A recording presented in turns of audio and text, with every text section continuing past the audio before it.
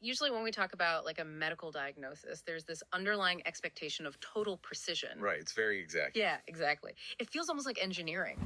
I mean, you fall off your bike, your arm swells up, the x-ray shows that jagged white line right across the bone, and the doctor just points at the screen. You just say, there it is. Right, there's the problem. It's so comforting because we crave that level of visibility. Yeah. We want our problems to be, neatly categorized so we can apply a standardized fix. It's binary. Yeah. It's clean, broken or not broken.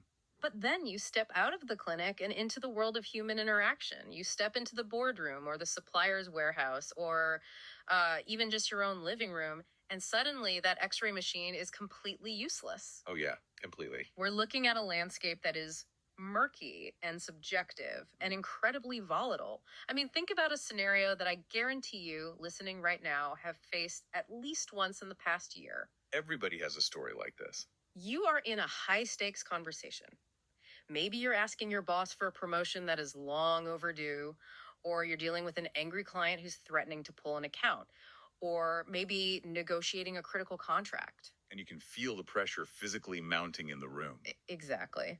The other side is being completely unreasonable. The blood rushes to your ears, your heart rate spikes. Well, that's the amygdala taking over. It's the classic fight or flight response kicking in, and it's literally overriding the prefrontal cortex where your logical reasoning lives. And in that exact moment when the heat is just radiating off your face, you have this overwhelming, almost primal urge.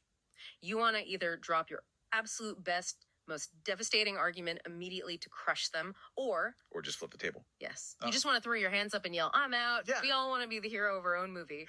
But the real question, and the one we are tackling today, is how do you get what you want without burning the bridge entirely? Because you still have to work with these people. Right. How do you assert your needs while keeping the relationship intact? It really is the ultimate tightrope walk in professional and personal life. Okay. Because negotiation isn't just about the math.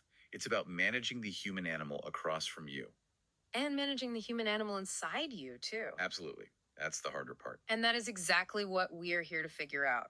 For you, whether you're prepping for a massive departmental meeting tomorrow or trying to manage a difficult supplier, we have a mission today that is focused entirely on practical application. We really want to get into the weeds of how you can learn and deploy elite negotiation strategies. We've been poring over this fascinating stack of personal essays, reflections, and highly detailed legal notes, and they're all written by a deeply experienced corporate professional. It's a goldmine. It really is. We're looking at a lifetime of trial, error, and sheer corporate survival, all distilled into actionable tactics. So, okay, let's unpack this. What makes this collection of sources so rich, I think, is the duality of the author's perspective. It blends the raw, personal emotions of someone who has actually been in the trenches. Getting yelled at in cramped conference rooms? Yeah, exactly. It blends that with the highly structured, objective reality of corporate law and business strategy. So we're going to uncover the specific, unconventional strategies this author developed over decades.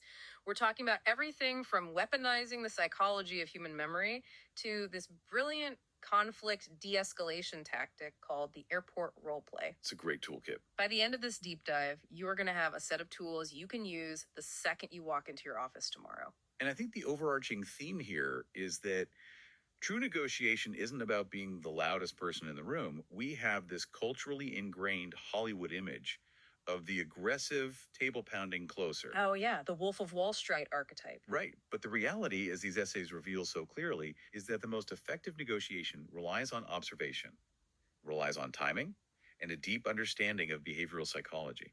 It is a quiet, deliberate power. A quiet power. I really love that framing. Mm-hmm. But before we can learn to wield that advanced quiet power, the author makes an incredibly sobering point. We have to unlearn some things first. Yes, we have to unlearn our most basic instinct. We have to unlearn emotional reactivity. And this brings us to a really raw story from the author's essays titled The Day After the Hero, or in Japanese, Shujinko no Yokujutsu. Which is just a perfect starting point. Right. Because it forces us to confront that exact urge we just talked about. The urge to flip the table. Let's paint the picture of this scene because honestly, it is universally relatable. The author is trapped in one of those tiny, poorly ventilated corporate conference rooms. We've all been in that room. Right, and they are being pushed to the absolute limit. On one side of the table, there's this incredibly stubborn project leader who just flat out refuses to listen to reason, demanding the impossible. And then on the other side, The author's direct boss is sitting there, essentially abdicating all leadership. yeah, the author notes that the direct boss was just, shaking his head slightly, offering these vague murmurs. He was trying to smooth things over without actually taking a stand or defending his team.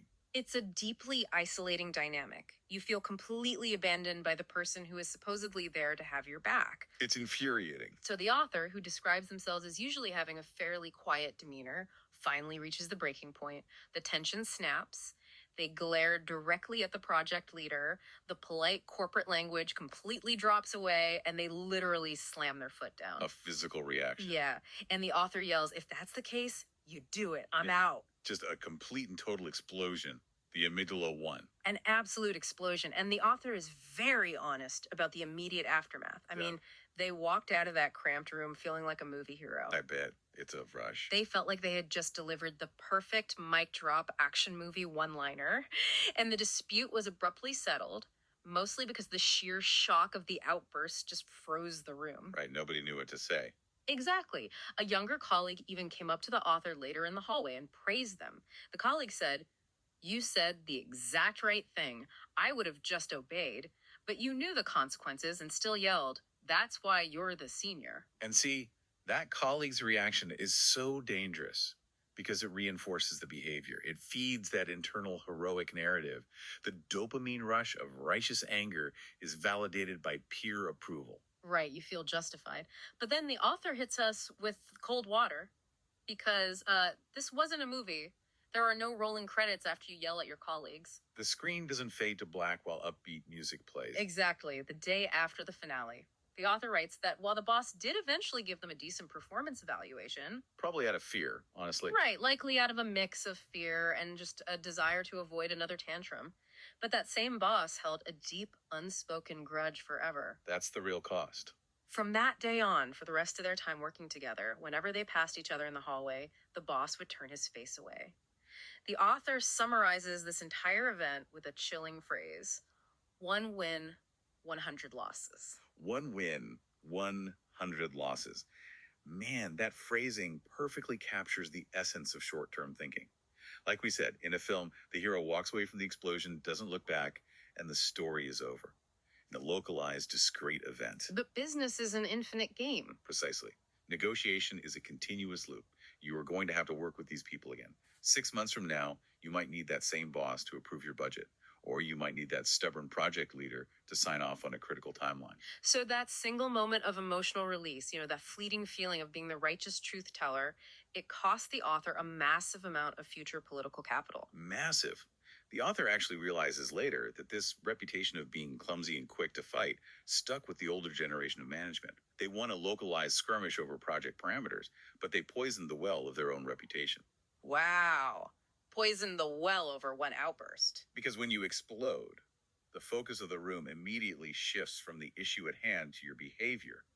The project leader is no longer thinking about how unreasonable their own demands were. They're just thinking about how crazy you acted. Exactly. They are only thinking about how unprofessional you are. You give them the perfect excuse to make you the villain. Wait, okay, I'm stuck on something here. Let me play devil's advocate for a second. I get the danger of poisoning the well, obviously. But aren't there times when you just have to draw a hard line? Sure. Like it's like playing a game of Monopoly where you suddenly realize the banker is just blatantly stealing from the tray. Doesn't an emotional outburst sometimes serve a necessary purpose? In what way? Well, it shocks the system, right? It establishes firm boundaries, and it shows people that you cannot be pushed any further. If we suppress that, don't we just become doormats? That's a really crucial distinction to make. Drawing a line is absolutely necessary. You cannot survive in business as a doormat. But the tactical error is not in drawing the line. The error is in the emotional delivery. Okay, so it's the packaging. Right. You have to separate the firmness of your position from the volume of your voice. The goal of advanced negotiation is to set an immovable boundary without creating a blood feud. So how do you do that? You want to be able to look that project leader in the eye and say, executing the project under these parameters will result in failure, so my team cannot take it on as currently constructed. You deliver the exact same boundary. Which is, I'm out. Yes, but you do it in a way that keeps the other person at the table trying to solve the problem, rather than sending them away plotting revenge because you embarrassed them in front of their boss. Okay, I see. So unlearning the heroic reflex means recognizing that burning the bridge might warm you up for a minute, but you're going to be stuck on the island forever. It's about maintaining the moral high ground. Because the moment you yell, you relieve the other party of their own guilt. Wow, that's powerful. Okay, so if we manage to suppress that urge, if we strip away the emotional explosions, how do we actually push back? I mean, if I can't yell, I'm out. What is my actual move when someone makes an absurd demand? This is where we move from suppressing emotion to actually deploying strategy. And it brings us to this incredibly tactical essay from the author called Peekend or Piku Endo. This is where we really get into the mechanics of the multivariable chess match. Let's lay out the scenario from the sources because it's a great example. The author is managing a vendor relationship and a contract is up for renewal. The business partner comes to the table demanding a massive 10% price increase. That's a huge jump. It is. Now, he is the vital context. The previous year, the author had granted this exact same partner a special contract breaking 3% price increase due to sudden macroeconomic inflation. It was a painful exception made just to keep the partner's business afloat. Right, so the author is sitting across the table, hearing a demand for another 10%, knowing full well they just bled for this partner last year to give them 3%. The internal monologue has to be screaming. The immediate emotional reflex, that heroic reflex we just talked about, is to slam the table and shout, "Are you kidding me? We just gave you 3% last year. How can you possibly ask for 10% now?" Which is exactly what the vast majority of negotiators would do. I mean, they would immediately slam down their strongest card out of sheer frustration and a desire for immediate fairness. But the author stops. They recognize that the 3% historical exception is their trump card. It's an undeniable fact of past generosity. And the strategy they developed is remarkably disciplined. They hold the card. They did not play it first. Exactly. Keep it face down on the table. And the discipline required to hold your best argument in reserve is immense. Think about what happens if you play it immediately. If the author leads with a 3% argument, the negotiation stalls in the first 5 minutes. Why does it stall? Because the partner didn't walk into that room blind. They anticipated that counter argument. They have a rebuttal ready. They'll say, yes, we appreciate the 3% last year, but that barely covered our past raw material costs. This new 10% is for upcoming logistics costs. Oh, I see. Suddenly, you are locked in a zero-sum, hostile debate over a single variable: money. You're just two rams slamming heads together on a narrow bridge. Neither can pass. So instead of engaging in that zero-sum collision, the author introduces other variables into the conversation. They ask themselves, what else can we negotiate besides the percentage? Expanding the pie. Right. They look at the operational reality and realize that their company always builds in a significant buffer for delivery times. The partner, however, is a smaller outfit and always struggles to meet tight, high-stress delivery windows. So the author shifts the focus from a single point of friction to a broader landscape of value. Exactly. The author goes to the partner and says, look, a 10% price hike is structurally impossible for us right now. But let's look at the operations. What if we extended your delivery deadlines? We can give you an extra 48 hours on every shipment. Which is huge for a small factory. Yeah, it gives you breathing room, it reduces your factory stress, and it cuts down on your overtime labor costs. In exchange for easing your operational burden, can you drop that 10% hike down to 9%? It's just an elegant trade. Delivery time has immense value to the partner, but giving up that 38-hour buffer costs the author's company almost nothing because they already factored it in. And the partner readily agrees. Right, because it helps them immediately. The author just bought a full 1% reduction without ever having to touch their main argument.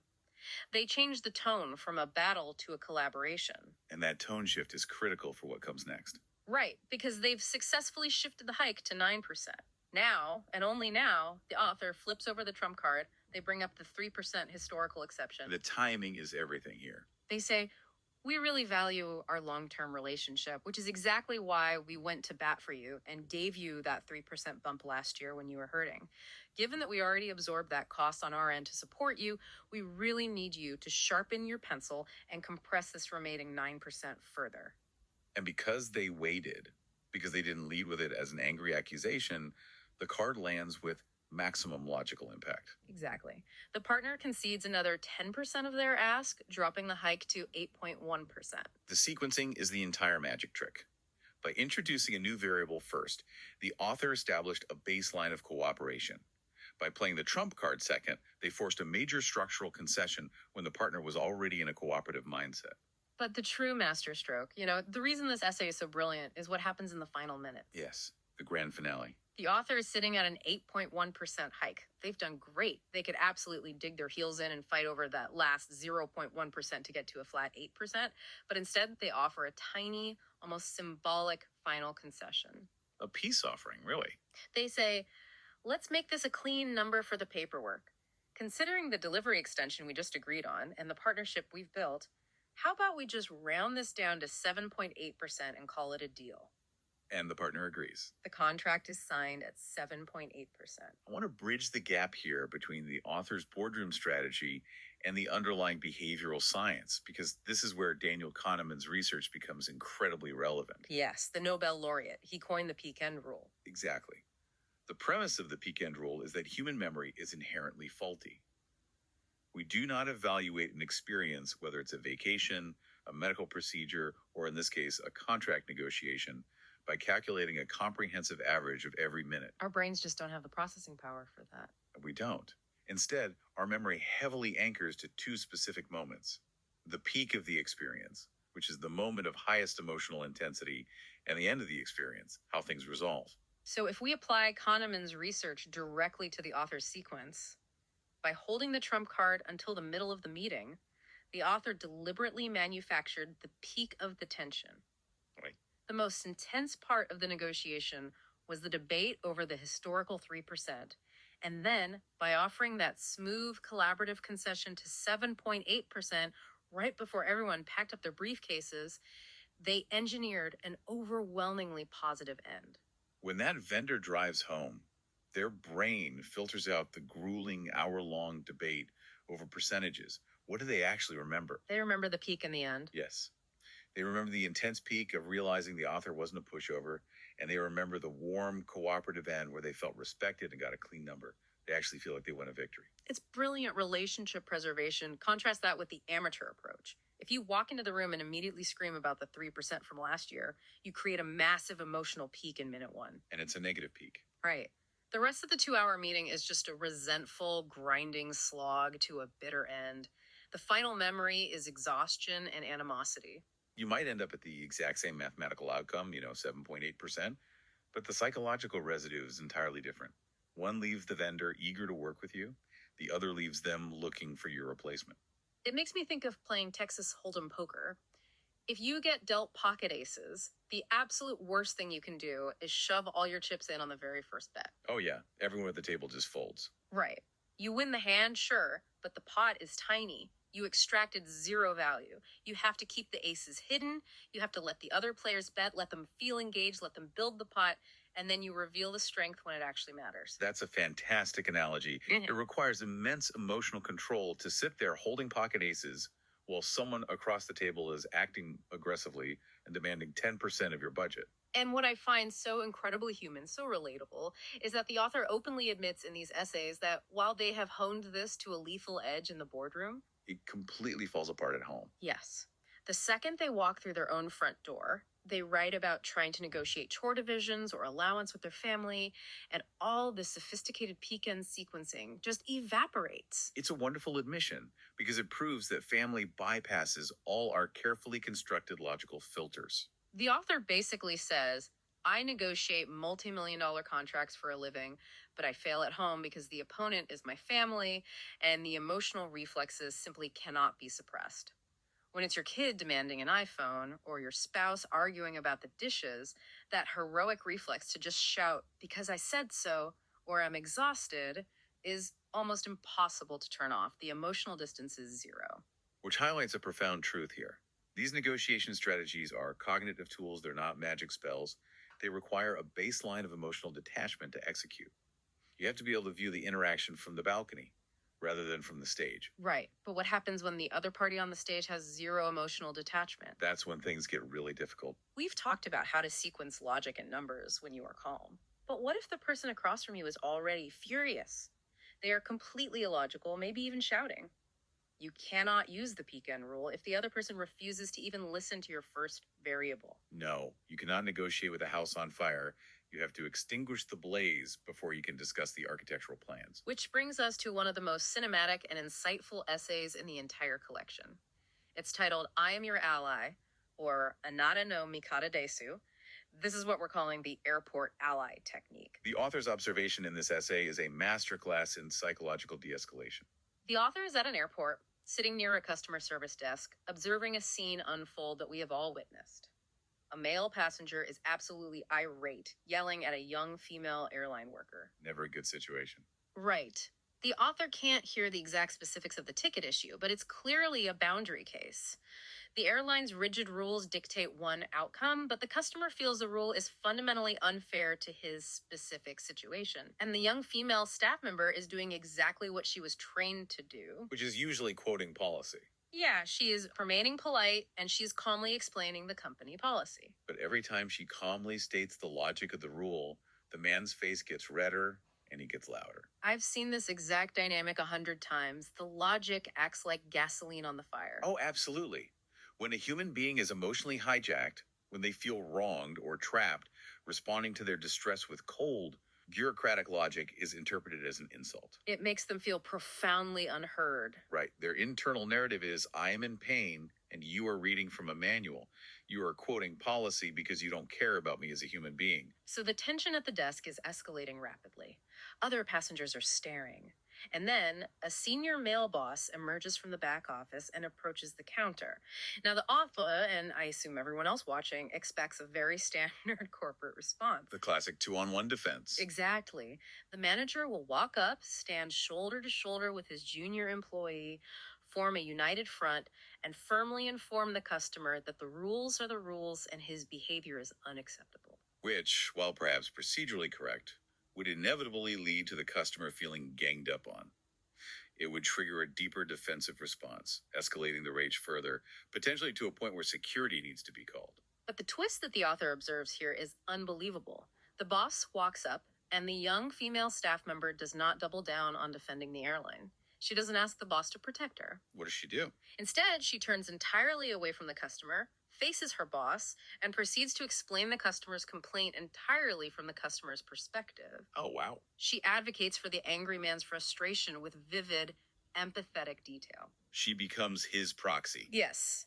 She basically says, boss, this gentleman has been put in an incredibly difficult and frustrating situation because of the way our ticketing policy is structured.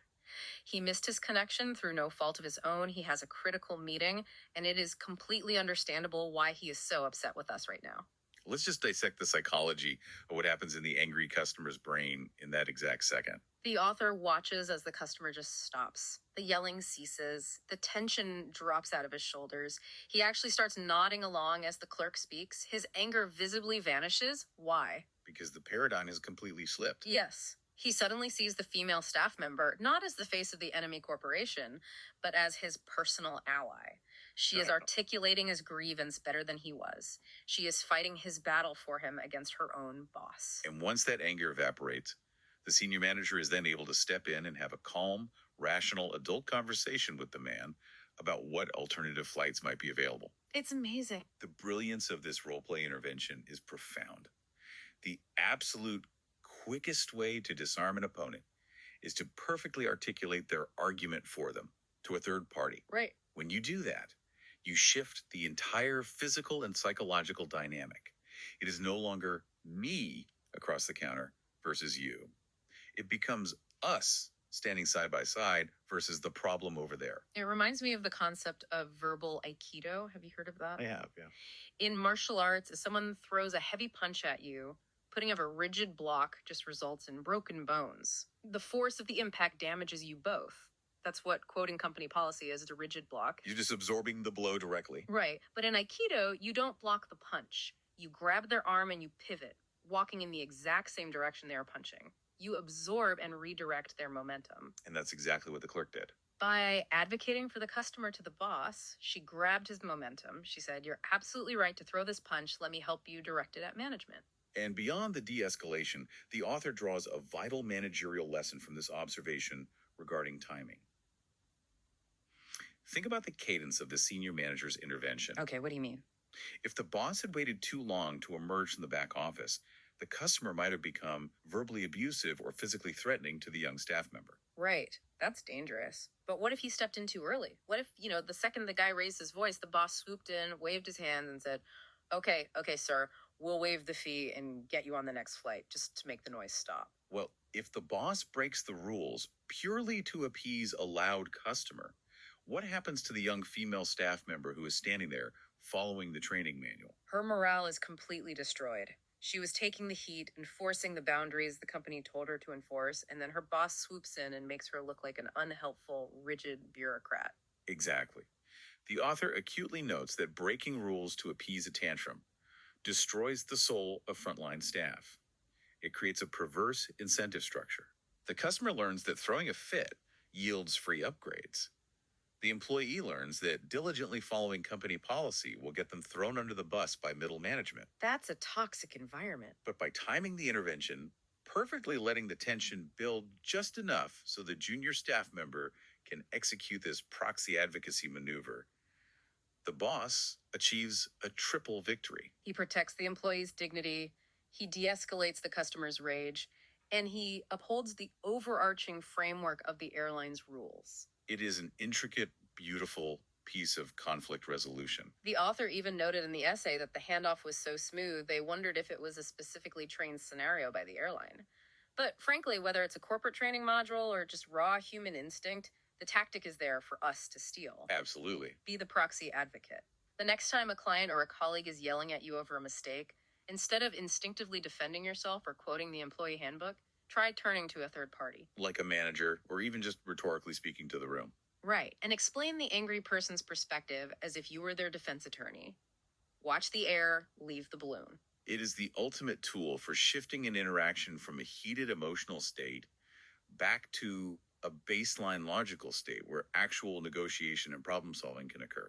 But, and the author emphasizes this strongly, there is a massive caveat.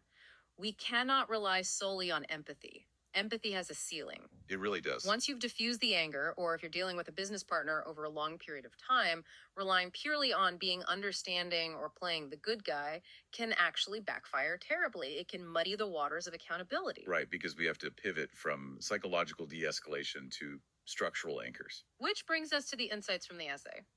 Before making rushed judgments and the foundational legal texts provided in the sources. This is where the author's legal background really shines, integrating contract law with behavioral tendencies. Let's look at the scenario. You have a vendor or a business partner. You've been working together for a year, you've built a solid relationship, you know their kids' names. One day, they make a mistake. They miss a shipping deadline, or they send an invoice with an error.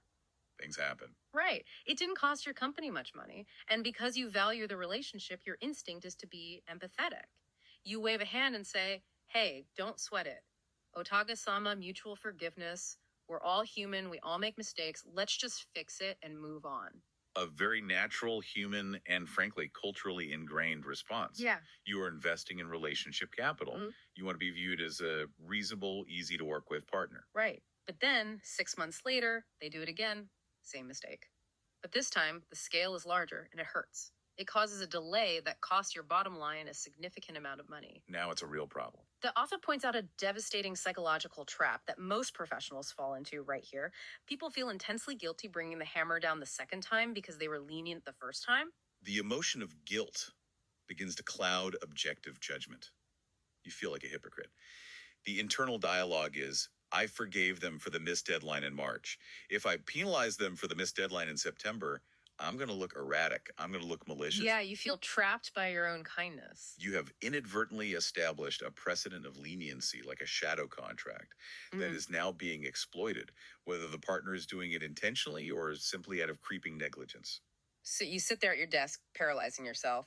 You let your company bleed money, or you absorb the extra work yourself because you are terrified of damaging the human trust you built with your initial empathy. And that's not sustainable. No. So what is the author's solution to breaking out of this guilt trap? It's surprisingly blunt. Open the contract. This requires a fundamental shift in how we view legal documents.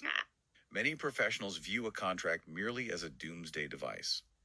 A worst case scenario paper to be kept in a drawer and only pulled out when you're preparing to file a lawsuit and sever the relationship entirely. But the author argues that a contract is an active daily psychological tool. The author points specifically to clauses like non waiver of rights. Can you break down the mechanics of that? How does a piece of legalese help me with my guilt? A non waiver clause is a standard element in commercial contracts. It essentially states that if a party fails to enforce a right or chooses not to penalize a breach of contract at one specific point in time, that leniency does not mean they have waived their right to enforce the rules in the future. Ah, so the contract legally protects you from the consequences of your own past empathy. It gives you permission to be strict again. Precisely. The contract acts as an objective, emotionless third party in the room. It allows you to bifurcate the relationship, separating the human connection from the operational governance. How does that look in a conversation? When the second mistake happens, you don't have to call the vendor and say, I am angry with you and I have decided to punish you. That breeds resentment. Instead, you say, I value our relationship immensely and I was happy we could work through the hiccup last spring without issue. But given the financial impact this time, the contract requires us to address this structural failure and apply the late fee. You deflect the blame from your personal judgment onto the mutually agreed upon document. Exactly. The author uses a fantastic metaphor for this. They write, the contract is like an umbrella. It seems completely useless and cumbersome on a sunny day, but if you don't open it when it starts to rain, you can't protect yourself. And if we look at the legal texts in the source material, this is exactly why explicit numerical definitions and avoiding vague terminology are so vital. The texts emphasize that terms must be rigidly defined to prevent interpretation disputes from souring the relationship later. Give me an example. If you write a contract that says vendor will provide delivery in a reasonable time, you are planting the seeds for a massive fight. Your idea of reasonables might be 3 days. Their idea of reasonable might be 3 weeks. Right. But if the contract says delivery within 72 hours of purchase order, the umbrella is waterproof. There is no room for argument and therefore no room for personal friction. Wait, I have to challenge this. I'm putting myself in the shoes of someone managing a delicate client relationship. If I'm sitting across from a partner having coffee and I suddenly pull out a thick legal document and say, as per section 4, paragraph B, you owe us a penalty, doesn't that make me look incredibly cold, corporate, and robotic? That is the most common fear, but the author suggests it is a complete misconception. If framed correctly, relying on the contract actually preserves the relationship far better than the alternative. How so? Think about the alternative. Without anchoring to the contract, if you decide you have to enforce a penalty or demand a change in behavior, the partner feels you're punishing them out of personal spite or an arbitrary change of heart. So it feels personal. Yes. The dispute inherently becomes emotional. They think, why are you being so mean to me today when you were cool last month? But when you anchor your demand to the contract, you remove the personal animosity from the equation. Oh, I see. You are communicating, I'm not attacking you, I am not judging your character. We are both simply returning to the baseline rules we both agreed were fair when we started this journey. It completely depersonalizes the conflict. It's shifting the language from, I am making you pay for this mistake, to, the framework we build requires this action to be taken. It takes the emotional heat entirely out of the room. It truly is an anchor in the storm of emotions. It allows you to maintain the warm human relationship over coffee, while the contract handles the cold, hard realities of business operations. And mastering this ability to manage relationships while upholding rigorous standards is critical when we look at the next arena of negotiation. Which is? Because honestly, managing an external vendor is often the easy part. Oh, absolutely. Which brings us to the hardest negotiations of all. We spend so much time reading books and taking seminars on how to negotiate with the opponent across the table, the aggressive client, the stubborn supplier. But we completely forget the people sitting right next to us. Yes. The most difficult, emotionally taxing negotiations are often with our own bosses, the legal department down the hall, the internal stakeholders. Internal negotiation. The endless, grinding battlefield of corporate planning and administrative departments constantly clashing with the operational frontline departments. The author tackles this internal dynamic in 2 interconnected essays, utilizing the perspective of an outsider and lowering the barrier with difficult bosses. And they identify a massive career stalling trap that so many dedicated, hardworking professionals fall into: the trap of isolated perfection. It is a devastatingly common pitfall. A mid level manager is tasked with a project. They lock themselves in a room for 50 hours, grinding away, crafting the absolute perfect proposal or contract draft. They try to account for everything. Right. They balance the needs of the sales team, the risk appetite of the finance department, and the branding guidelines of marketing. They polish every single sentence. They finally emerge exhausted but proud and present this masterpiece to their senior boss, expecting applause and immediate approval. And what actually happens? The boss takes the document, glances at it for 30 seconds, and instantly points out a typo on page 2. Or worse, they point out a fundamental flaw in the foundational logic. Or they casually say, oh, the executive board actually changed our macro strategy on this yesterday, so this entire approach is obsolete. And the manager is just crushed. They feel deeply unappreciated and angry. And we have to ask, why does the boss always find something wrong? The author points out a brilliant, undeniable truth of corporate hierarchy. No matter how flawless a document is, a superior will always leave a comment, suggest a tweak, or find a flaw. Always. It is in their fundamental nature, and frankly, it is their job description, to evaluate and amend the work of their subordinates. If you present a senior leader with a 100% finished, polished product, you force them into a corner.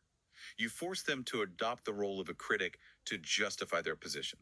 So, to avoid triggering that critic reflex, the author developed what they call the basting strategy, which references Karanui in tailoring. The fitting before the final stitch. Exactly. If you go to Savile Row to have a bespoke, expensive suit made, the tailor doesn't take your measurements, disappear into a back room for a month, and then mail you a finished jacket.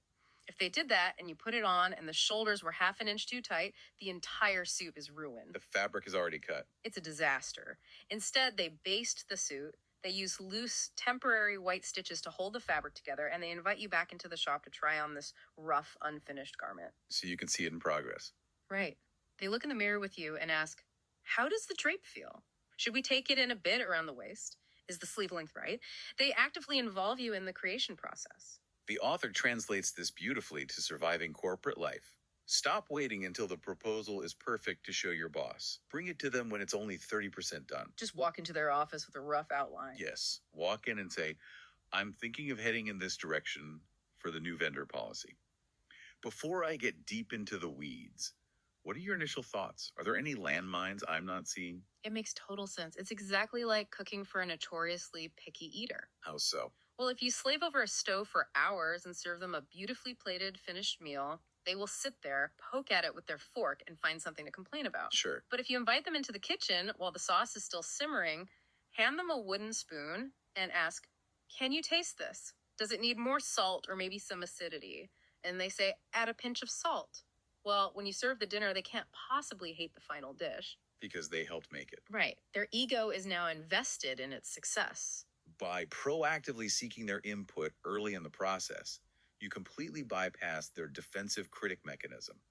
You flatter their experience and activate their mentor or collaborator mode. It's a total shift in dynamics. You are intentionally utilizing what the author calls Okame Hachimoku, the inherent advantage of the outsider's perspective. When you are deep in the weeds of a project, you lose the forest for the trees. An outsider, especially a boss with broader organizational visibility, can see the chessboard more clearly. And the author proves the efficacy of this strategy with a fantastic, very personal story about someone they call Senior A. A corporate archetype we all recognize instantly. Senior A was the terrifying boss. Intimidating, incredibly strict, detail-oriented to the point of suffocating micromanagement. The author openly admits they were terrified of this guy. Everyone is terrified of that guy. And the natural human instinct when dealing with a micromanager is to avoid them at all costs. You hide your work from them. You try to make it absolutely perfect in isolation so that when you finally have to present it, they won't have any reason to yell at you. But the author realized this avoidance strategy was failing miserably. It was taking twice as long to produce the work, and because they were guessing at what Senior A wanted, they were still getting reprimanded anyway. Yeah. They didn't know the kotsu of how Senior A preferred things done. Exactly. So the author did the hardest, most counterintuitive thing imaginable. They lowered the barrier themselves. They decided to actively increase their contact with this terrifying senior. That takes guts. It does. They started knocking on his door early in the day. They asked questions about process. They brought messy, unfinished drafts and explicitly asked for his guidance. It's a profound lesson in managing upward. Think about the psychological profile of a micromanager. Why are they like that? Mostly anxiety. Yes, it usually stems from anxiety and a desperate need for control. When you hide your work from them, you spike their anxiety. But when you bring them unfinished work and ask for help, you soothe that anxiety. You give them the control they crave early on. And the result for the author was transformative. By engaging Senior A through the basting process, the author turned a scary evaluator into a dedicated mentor. The ultimate proof of this transformation is incredible. The author writes that eventually they made a significant operational mistake. But before the author could even go to the executives to confess, Senior A had already gone to the higher-ups, explained the situation, and taken the blame for it himself to protect the author. That is the ultimate power of the basting strategy. You turn your harshest internal critics into your strongest, most loyal shields. And this is the crux of the entire deep dive. Executing any of this, knowing when to knock on the boss's door, knowing how to read if the angry customer at the airport is receptive to proxy advocacy, knowing when the partner is ready for the trump card, all of these tactical maneuvers require an underlying superpower. Yes, they do. And that brings us to the final and perhaps most important aspect of the author's masterclass: reading the room. The meta skills of human observation. You can memorize all the frameworks, all the cognitive biases, and all the legal clauses in the world. But if you cannot read the physical human being sitting across the table from you, the tools are completely useless. The author explores these meta skills through 3 distinct, almost completely unrelated stories from their life that tie together brilliantly. The first one takes us out of the office entirely to the racetrack. The essay is called Horse Racing Odds. The author started going to the horse track not because they loved horses, but to observe the gamblers. It's a fascinating, uncontrolled laboratory for behavioral economics. Truly. The author noticed a specific phenomenon regarding how gamblers choose between 2 types of bets: the exacta box and the quinella. Now, I won't get too bogged down in the betting mechanics, but mathematically, the probability of winning these 2 specific bets was absolutely identical. Right. If horse 3 and horse 5 finish in the top 2, you win. The math is the same. But because of the way pari-mutuel betting works, the payouts, the odds fluctuated based on how the crowd was betting. The crowd's irrational behavior dictates the market price. And the author watched how these gamblers would agonize over the screens. They knew, logically, that the probabilities were identical, but the allure of the slightly higher payout on one of the bets severely distorted their logic. People are just irrational when money is on the line. Exactly. The author observed people inventing incredibly complex, nonsensical rationalizations to justify taking the identical mathematical risk just because the perceived reward looked better on the screen. They are watching the sunk cost fallacy and the allure of the long shot in real time. The lesson the author extracted wasn't about how to win at gambling. It was a profound insight into human psychology. You have to learn how to read how people value risk and reward. Yes, because when you are negotiating a contract, your partner is not a perfectly rational calculator. Right. They are a human being who might value a lower probability, high reward outcome purely out of ego or corporate desperation or pressure from their own board. You have to observe their internal odds. What are they actually valuing in this moment? That leads perfectly into the second story of observation, which is perhaps my favorite anecdote in the entire collection. Yeah. The cafeteria cashier. Oh, this story is amazing. The author is eating lunch in the massive company cafeteria.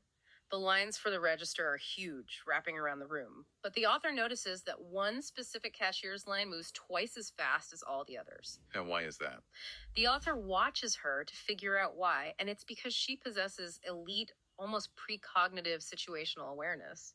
She isn't just looking at the person standing directly in front of her, handing her a tray. She is processing multiple data streams simultaneously. She's looking at the third person back in the line. She watches the micro movements of how they are shifting their weight, how they are digging into their pockets, how they search their wallet. So she knows what's coming. Right. The author decides to test her. He figures out his lunch total is 470 yen. When he gets to the front, he intentionally fumbles in his wallet, acting exactly like someone who is about to pull out exact change. But the very last millisecond, he pivots and hands her a single 500 yen coin. Trying to break her rhythm. Exactly. But before the 500 yen coin even touches her palm, she already has the 30 yen change sitting in her other hand, extended out to him. She anticipated his diversion before he even completed it. The parallel to high-level negotiation here is crystal clear. Great negotiators aren't just smooth talkers who know what to say next. They are elite observers of microtells. They watch everything. They aren't just listening to the verbal declarations the opponent is making. They are watching their hands, the subtle shifts in eye contact, the slight hesitations before answering a question. They are anticipating the opponent's next maneuver based on physical behavioral cues, not just the words coming out of their mouth. Which brings us to the third and final story, the voice recording. The author decides, as a self-improvement exercise, to start recording their own meetings, just to have an objective record of how they sound. They play the tape back in their office, and they are horrified. Why? What did they hear? Their own voice is incredibly quiet. They sound like a mosquito buzzing in the background compared to the loud, booming, confident voices of the other executives in the room. It's a moment of profound, uncomfortable self-awareness. And the initial instinct for most people, upon realizing they have a weak voice, would be to fight reality. To force themselves to speak louder, to try and project a booming, unnatural alpha presence. But the author realizes that forcing a loud shout when it isn't authentic just sounds aggressive and strained. It puts people on edge. So instead of fighting it, the author decides to weaponize their quiet voice. I love this part. They realize that a quiet voice inherently forces the room to lean in. So the author starts using volume control as a deliberate tactical tool. How do they do it? During a chaotic meeting, when they want to make the most critical point, they don't yell over the noise, they do the opposite. They speak slower, they drop their volume even lower to a near whisper, they lock eyes with the key decision maker across the table, and they force the entire room to stop wrestling their paper, stop typing on their laptops, and physically lean across the table just to hear what is being said. It's a brilliant inversion of power dynamics. They command attention through subtraction rather than addition. I have to pause here, though, because this brings up an interesting ethical or philosophical line. If I am intentionally dropping my voice to a whisper, specifically to manipulate the physical posture of the people in the room, making them lean into me is that manipulative? Are we crossing a line from effective business negotiation into slightly dark psychological manipulation? That's a very fair question to ask. I would differentiate it by looking at intent. I would call this calibration rather than manipulation. Calibration. Right. Manipulation implies deception. It implies you are tricking someone into doing something against their own self-interest for your sole benefit. Calibration is merely adjusting the frequency of your communication style to ensure your message actually lands. Oh, that makes sense. The author isn't lying about the data they are presenting. They're simply managing the acoustic environment, so their point cuts through the noise of the boardroom. You are honoring the communication by ensuring the signal is received. Calibration. I really like that distinction. It's like adjusting the dial on a radio so the receiver can actually pick up the broadcast clearly without static. And if we look at all three of these stories together, analyzing the irrational odds of the racetrack, anticipating the micro movements of the cashier, and calibrating the volume of the quiet voice, they demonstrate that elite negotiation is a full body, full environment exercise. It's not just a script you read. Exactly. It's reading the room's risk tolerance, reading the physical tells, and adjusting your own physical presence in real time. It really is a masterclass. Let's take a breath and look at the massive toolkit we've unpacked today. We started by recognizing the sheer danger of the heroic reflex. Which is so hard to suppress. It is. But we have to suppress the urge to be the loud, table-flipping truth teller, understanding that in the infinite loop of the corporate world, avoiding the one win, 100 losses trap is paramount. And then we learned how to mathematically sequence our variables using the peak end rule. Never play your ace on the first hand, expand the pie to build cooperation, and always give them a psychological victory at the finish line so they remember the experience fondly. Right. We explored the airport ally technique, learning how to disarm pure rage through proxy advocacy, shifting the dynamic from me versus you to us versus the problem. We also discovered how to utilize the contract not as a punitive threat, but as an objective umbrella to protect our relationships from the compounding guilt of mutual forgiveness. We learned how to survive our own organizations by basting our internal bosses, bringing them unfinished work early to turn their natural critical instincts into collaborative mentorship. And finally, we saw the underlying necessity of elite observation, reading the irrational odds, spotting the microtells, and calibrating our own volume to command a room.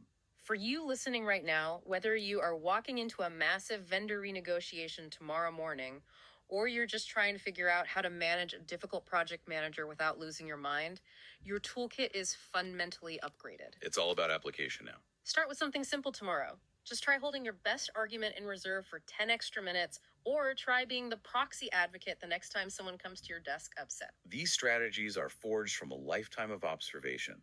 The real power comes when you begin applying them with conscious intention.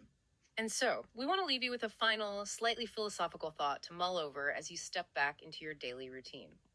We've spent this entire time talking about observation, calibration, and strategic behavior. But if the ultimate negotiation strategy relies so heavily on constantly adjusting your volume, hiding your strongest arguments, deliberately playing the role of the proxy ally, and carefully basting your boss's ego, at what point do we risk losing our authentic selves? That's the real question. If we spend 40 hours a week perfectly calibrating our personalities to achieve a strategic outcome, is there a hidden cost to being the perfect negotiator? That's all for today. See you next time.